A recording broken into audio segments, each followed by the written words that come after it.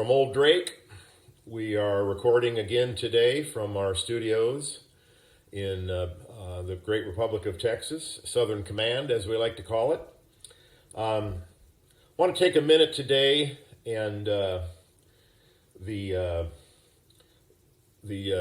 title of this will be Defining Asset Classes.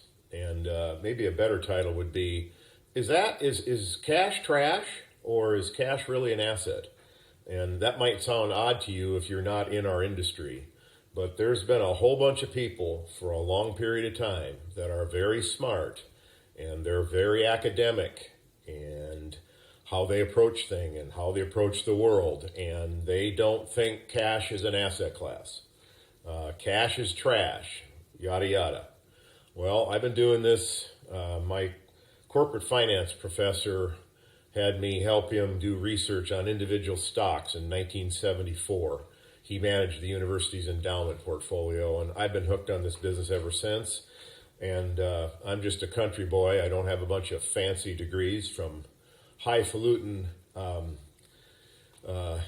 pedigreed universities, although I went to a great university. I don't mean it to come out like that. But I scratch my head at the academics a lot of times, because cash has never been trash. Cash is king. Maybe your grandpa told you that. Money talks, and you know the rest of it.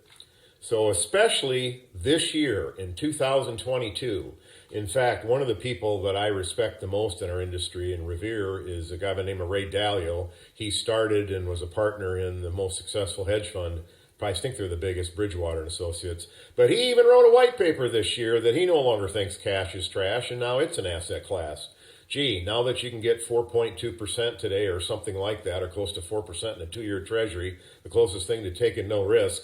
Yeah, how do you buy stocks and bonds when they go down 20 or 30, 40% when they're on sale if you have no cash to do that? So I've really revealed my thinking there, but I've always liked cash, whether it's in my front right pocket or if it's sitting in my portfolio when stocks and bonds go on sale. And unless you've been living under a rock, stocks and bonds, Mr. Market takes a header every once in a while, and he's taken a big one. So especially in bear markets, cash is an asset class. So in my opinion, the way we like to define it around here in Old Drake is there's 4 major asset classes. Number 1 is equity, stocks. Most of you, if you're an investor, you know what I mean.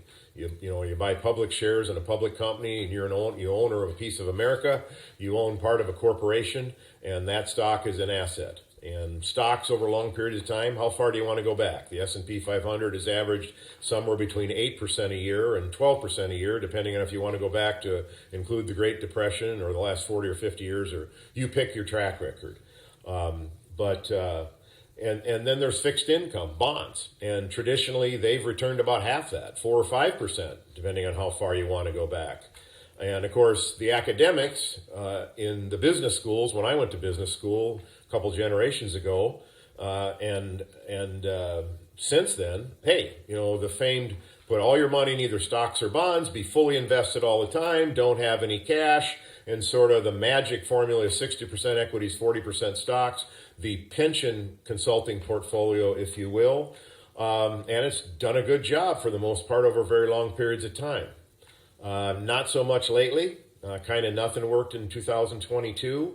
And so a lot of people have been hurting, especially those that didn't have any money in the other 2 asset classes. One we just talked about, cash equivalents. Because again, if you have to sell something that you're taking a beating on to buy something else, it's not like you had some dry powder sitting there ready to go.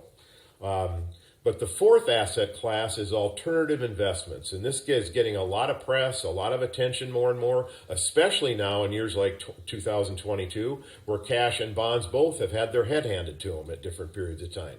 The diversification factor between the 2 hasn't worked this year. So if you held some cash and you held alternative investments, depending on what they were, those were great diversifiers against an all stock or an all bond portfolio. But what is an alternative investment? Okay, an alternative is something that is not, in its simplest form, in our opinion, an alternative investment is something it's not a stock, it's not a bond, or it doesn't behave like a stock or bond. In other words, it could be a strategy using stocks and or bonds, But the way it's put together, its risk profile, it doesn't behave like stocks. It's not supposed to go up and down with stocks and bonds. It's supposed to be a diversification effect.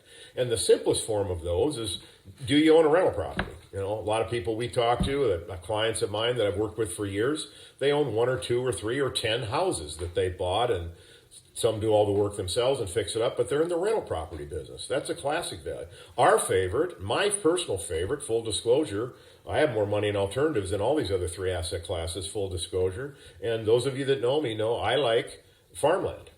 They're not making any more of it. There's more demand for it every day. There's no buildings on it that I have to rent out or depreciate or pay taxes on. So I'm really biased towards farmland. Another good friend of mine biased towards timberland. So real estate is an alternative. But there's other alternatives as well, too. So those are the 4 main asset classes. That's what I want to touch on today from a definition standpoint. And the ones you're most familiar with are equities or stocks, public stocks. Bonds or fixed income. Cash equivalents is cash or short-term CDs or short-term treasury bills that are very much like cash, as much of a riskless investment as you can make.